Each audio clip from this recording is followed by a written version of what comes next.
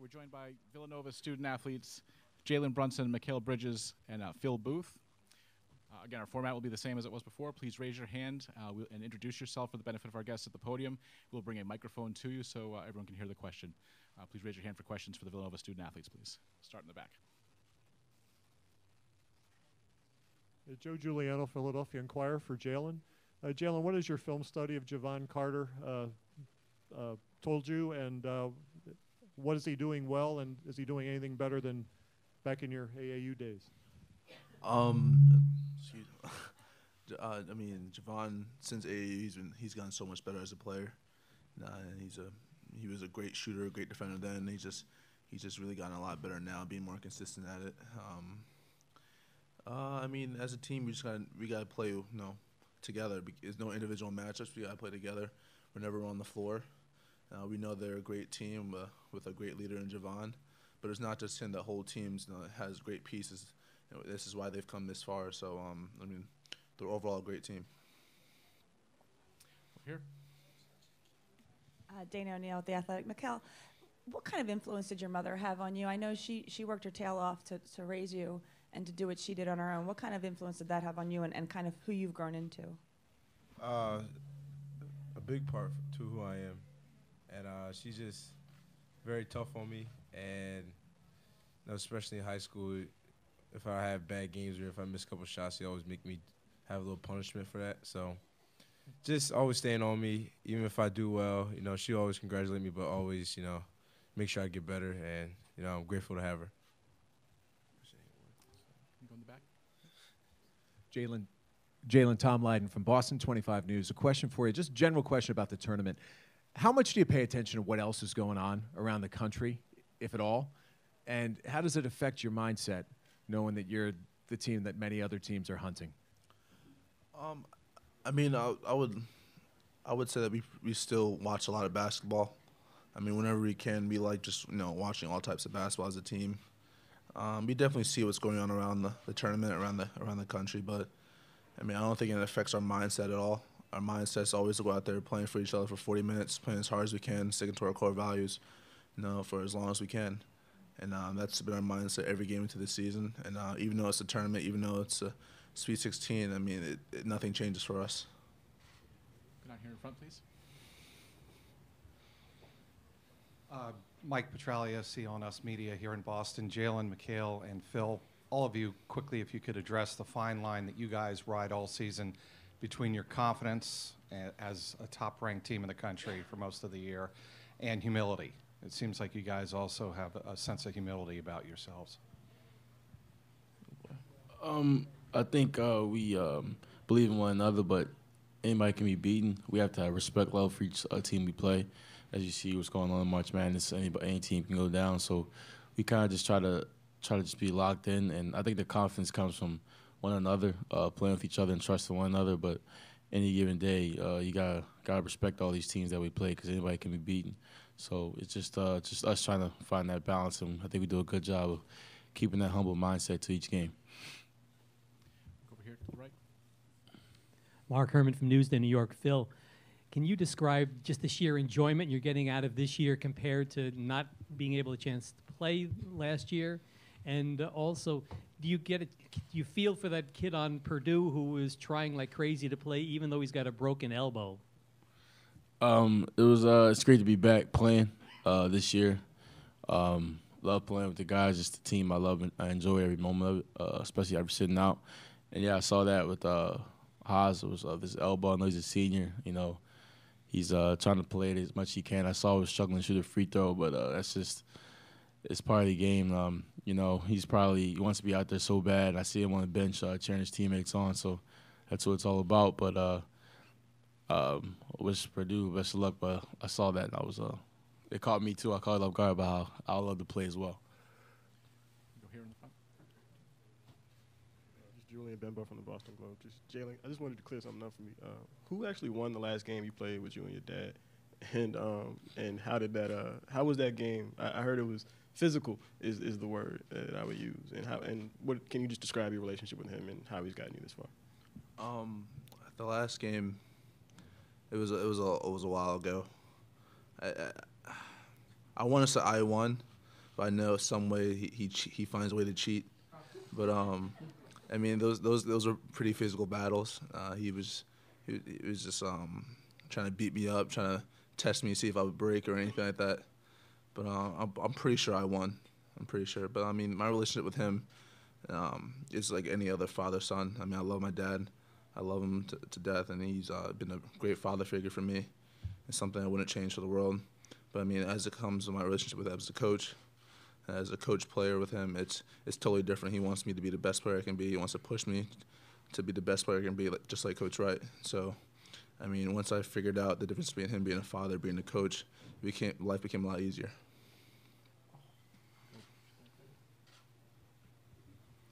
Nancy Armour, USA Today Sports. Phil, you mentioned that anybody can be beaten on any night. Did you guys get a reassurance or a reminder of that with the Virginia loss? And how does that impact you guys, especially knowing that you kind of taken over the mantle as the favorite after that? We know any game could be our last. It could have been Radford. It could have been Alabama.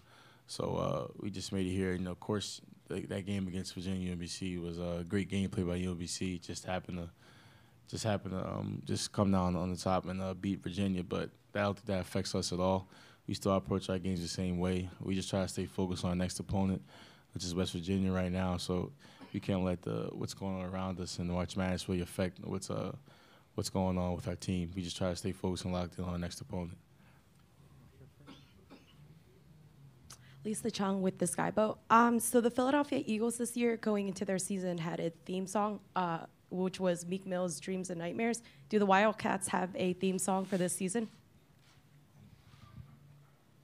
No, we don't. We don't have one. Mike Abelson, New Hampshire Union leader. Mikhail, Nova has been has been synonymous with success these last few years, and there's that phrase "winning breeds winning." Do you guys see any truth to that? That all these successes kind of help you succeed more as time goes by. I mean, it gets tougher as you keep winning because it's hard for you to stay humble and hungry, right? But Coach does a great job with us, and we're all smart individuals, and we know that egos are our biggest competitor right there, and we're all humble, and if one person has a big ego, it could mess up this whole team, and we care about each other so much that we don't want to mess up this team, and we just keep staying humble. Adam Zagoria for Jalen and Mikhail. The Big East came out with a recommendation yesterday that instead of the one-and-done rule, they should have a two-and-none rule where guys have to spend at least 2 years in college once they commit to college. Just wondering what your thoughts on that are. Do you think that's fair? Do you think guys should be able to go straight from high school? What do you think about the two-and-none idea? It's the first time really hearing about that, but I mean, I think if guys should be able to have their own decision. If they feel like they're ready to go to the NBA, then straight out of high school, then let them make that decision. But I just think with the Big East doing that, it's really my first time really hearing about that. I think the Big East doing that, I mean, they're just trying to implement ways to make college basketball better. They want guys who want to be in college, make sure they stay in college. And guys who want to go to the NBA, just let them go straight out of high school. So, I mean, it's really it's in the best interest for college basketball just to throw out ideas so they can all come to an agreement and find a way to make college basketball better. Yeah, I feel like the same way. If they feel like they're ready, coming out of high school, then it's blessed on them. They go to the NBA. But I see what Big East is doing too, trying to make NCAA even more competitive, which it probably will be if people who are projected like top 5 pick who stay an extra year, that would be more competitive. But yeah, same thing Jalen was saying. Back to Joe. For all the players, what was it like with your travel troubles yesterday? Did you feel like you were ever going to get out of the parking lot? And how long were you on the tarmac before you guys actually took off for Boston? I mean, we were on the bus longer than we were on the plane.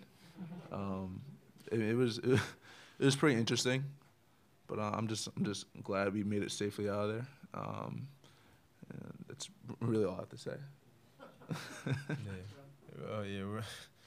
Took us a little bit to leave Davis Center. You know, it took us about maybe like 30 minutes for us just to leave the parking lot. But yeah, I'm just blessed that we made it through and made it here. And but yeah, it took a while. It took a while for us to take off. On the right's Nicole. Nicole Arbach, The Athletic. Phil, just because you're the designated like Virginia/top seed / being a favorite question answer, I'm wondering what it's like in a game where you are favored in a tournament and maybe there's a push from an upset, like what it feels like. Is there pressure? Does the crowd turn on you guys? Like what that experience is like that we've seen a lot of teams this last weekend kind of fell prey to. I don't think at this point there would be any upsets. I don't think. I mean, if you're at this point, you're just as good as the team in front of you. I think it's just really about who's playing well at the right time, and West Virginia's playing just as good as anybody else or along with other teams. So it just doesn't really affect us. Doesn't really. We don't go out there playing afraid to lose. I think we just try to play Villanova basketball over 40 minutes, and we'll live with that outcome. Back over here. At Lisa Chung with the Skyboat.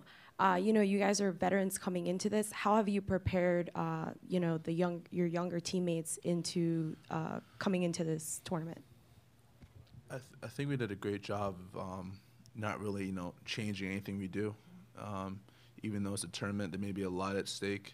But, nothing changes for us. Every time we step on the floor, we play like it's our last. We don't really necessarily care for the result. We just want to make sure that we're playing for each other and hard and together for 40 minutes.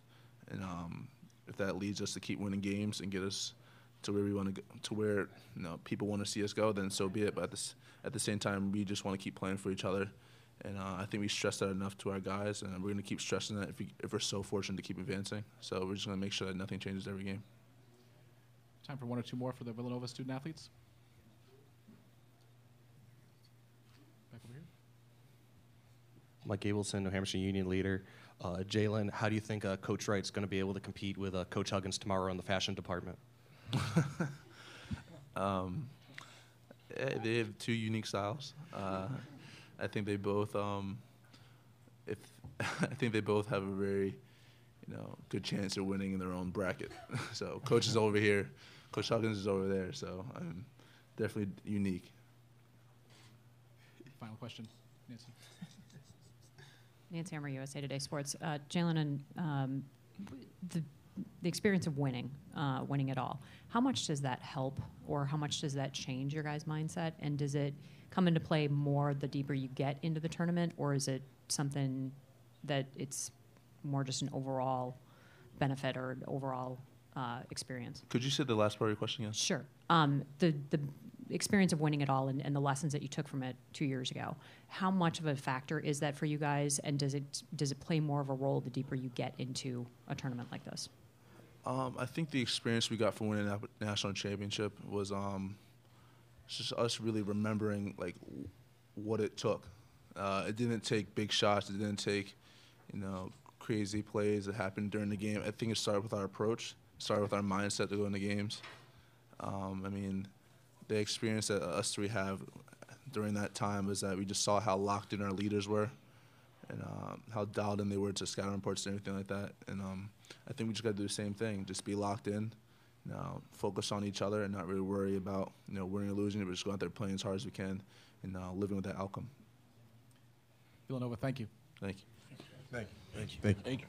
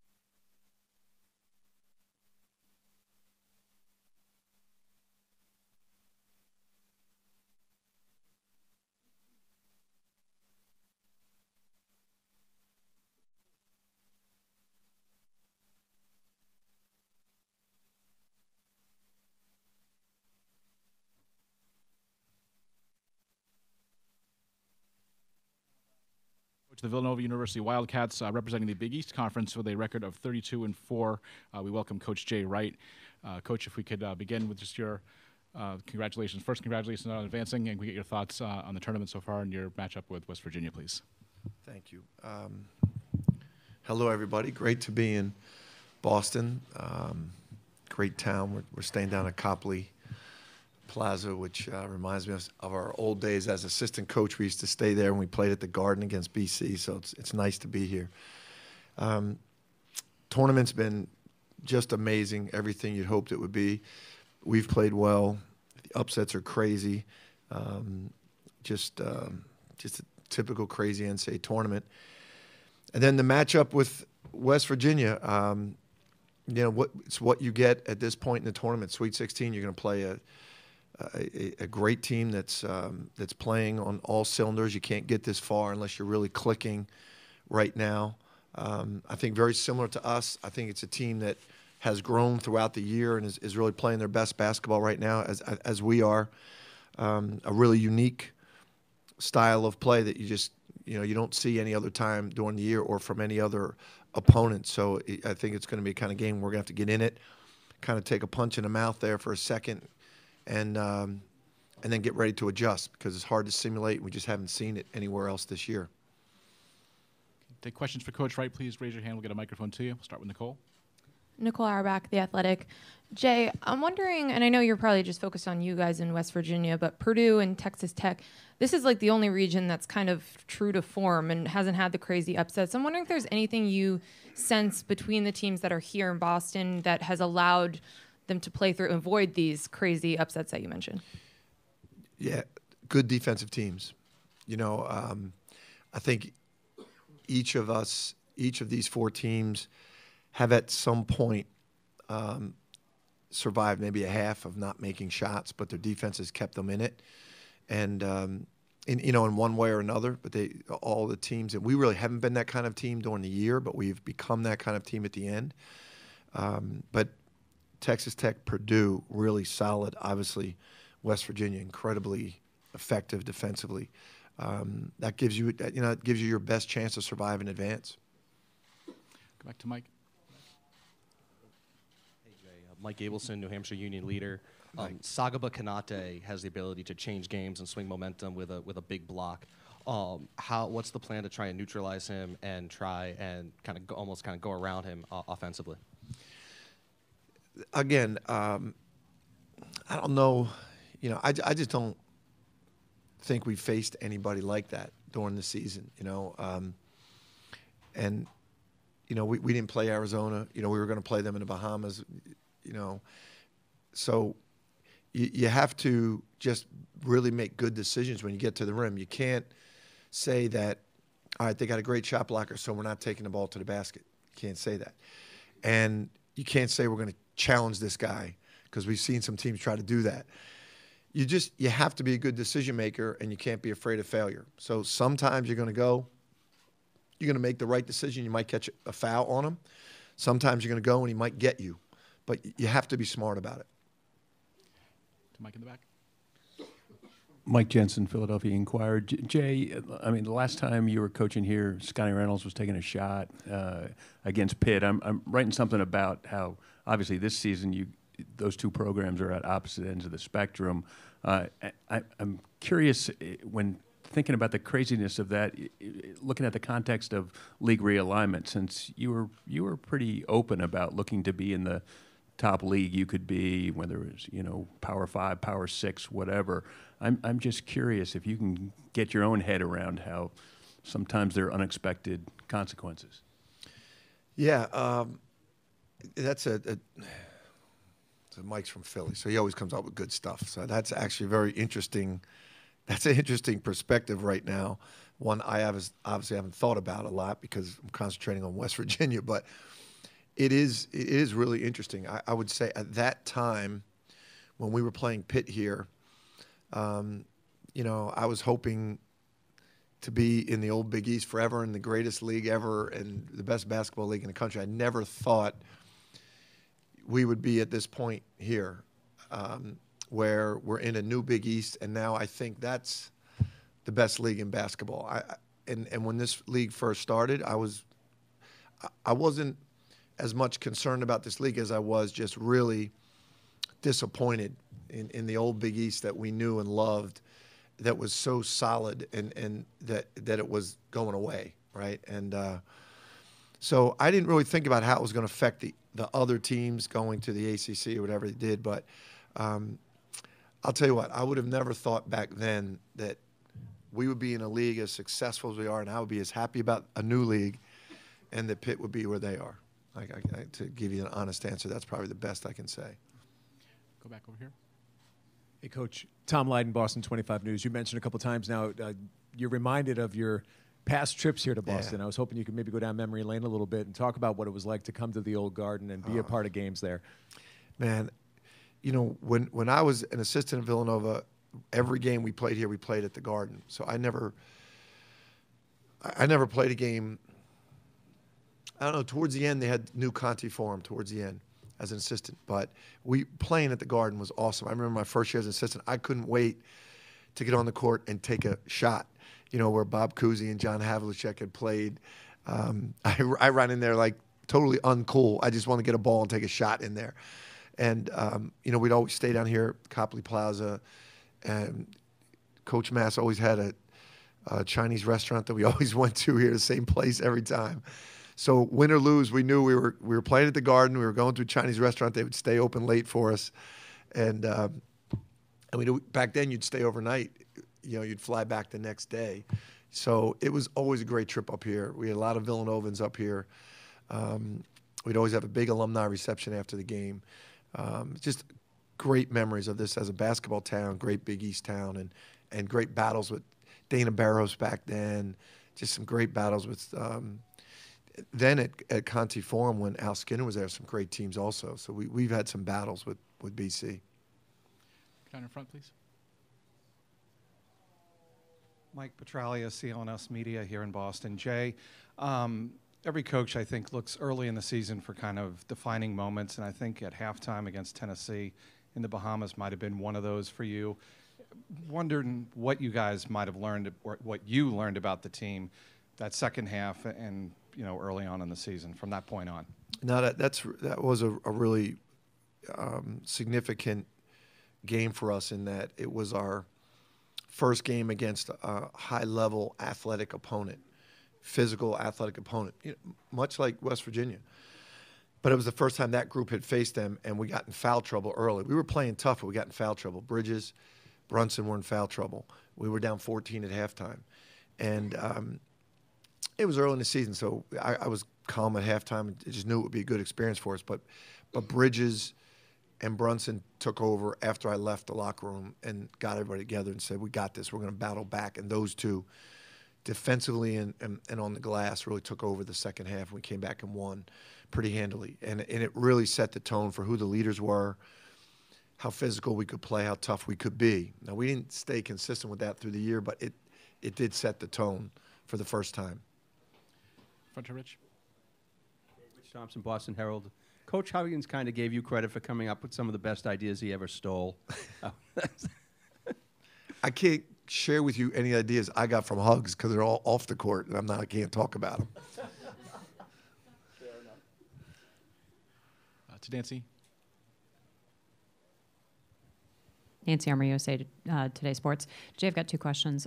First is, when you look at the upsets that have happened, does a game like Virginia, UMBC, does that give you kind of a teaching point for your kids? Like, they know that it can happen at any game, but here's proof of that. And then, especially your seniors, what have you seen from the experience of 2 years ago? How does that help them in a tournament, especially the deeper you're going? Yeah, first, the Virginia game was so impactful, and we happened to be in a hotel room in Pittsburgh where we could all watch it. So you watch it together. We didn't even have to talk about it. It was so impactful that you didn't have to say it. And we had been in that game so many times, and I had talked about it so many times, saying that this is going to happen. You know, you got to respect these guys. It wasn't a matter of fear, like don't let it happen to us. It was just, you just have to respect these teams because I believe it was 05. We played Monmouth. We were 116. We almost got beat. We played American one year. We almost got beat. Mount St. Mary's gave us so after that game, we didn't have to say anything. And your second question was about we don't have any seniors, but I know you're talking about Jalen Brunson and Bridges and Booth. The further you advance in this tournament, the more the unique the experience is. For instance, when you get to a Final Four, there's no way you can explain to somebody before you get there what it's going to be like. The first time we went, I called a number of coaches that I respected. They gave me a lot of great info, and still I felt like I wasn't prepared enough the first time. These guys have seen it all. So I really think they're valuable to our younger guys just in how they talk about every step, how they conduct themselves every step of the way, because they're living what we're telling them. Time for two more. We'll go to Adam and then Pete. Hey, Jay. How you doing? Hey, AZ. So the Big East yesterday came out with a recommendation that there should be a 2-and-none rule. Did you see this? Yes. Instead of the 1-and-done. What are your thoughts on this? We asked Jalen and Mikal about it. Do you think it's a good idea? Do you think there should be no age limit? What do you think? Val talked to all the coaches about that stuff, and the athletic directors, and in general, we're all in agreement with that. With that paper she produced, we are in agreement. There's little different areas, and in the postseason I would go into it more in depth. But I just think there should be a relationship with the NCAA and the NBA, because the whole issue is an NBA issue. That these players should be allowed to come out of high school and go right to the NBA if they're good enough. And if they're good enough to be potential NBA players, they shouldn't have to go to college if they don't want to. They should be given an opportunity in the G League to earn the amount of money that they're worth and not have to go to college. One of the problems, not all the problems, in college is some players are being forced to go, and coaches are being forced to coach guys that don't want to be in college. And that's on the NBA. It's not on the NCAA. The NBA should provide an opportunity for them to go to the G League and be developed in G League if they don't want to be educated and go to college. So we're putting kids in a tough spot. We're putting college coaches in a tough spot. Now, college coaches and the NCAA have to take our responsibility for a lot of other things. But that's one of the areas that I think is important. Yes. Take the last one from Pete, please. Jay, Pete Thamel from Yahoo. I'm wondering if you can talk a little bit about your philosophy recruiting-wise in terms of I don't believe you've had any one-and-dones at Villanova, and you've obviously gone after guys like Kid Gilchrist and Mist and everything, and it's certainly you've become a developmental program and worked out. I wonder if along the way there was ever a conscious decision, or it's just sort of evolved that way, Jay. You know what, Pete? It's evolved, and we get asked about this so much. I would love to have one of those one-and-done guys. Some of them, I can't name them because of recruiting rules, but there's local guys we don't get. Michael Gilchrist was one that was coming down to us or Kentucky. I really thought he would have been great at Villanova. It's more the individual person. He was a good kid, good student. He loved Villanova. John just did a better job at the end. But there's certain guys that just don't fit our culture. So it's kind of, and it's the beauty of college athletics. There's a lot of different ways to do it. You could go to an Ivy League school and still make the NBA. You can go for 1 year and make the NBA and come back and get your degree. It's just our culture is such that we want someone that wants to be in college.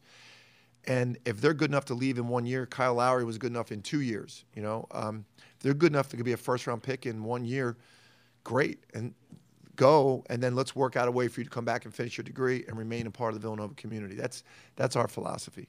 But I don't want it out there that I'm against one-and-dones, and I don't want it out there that I don't want them, because I want them. I try. And just, certain ones we really try. We just lost a local one that's a great kid, and he's going to be very successful, and he picked a great school. But we wanted him. Coach Wright, thank you. Thank you, guys.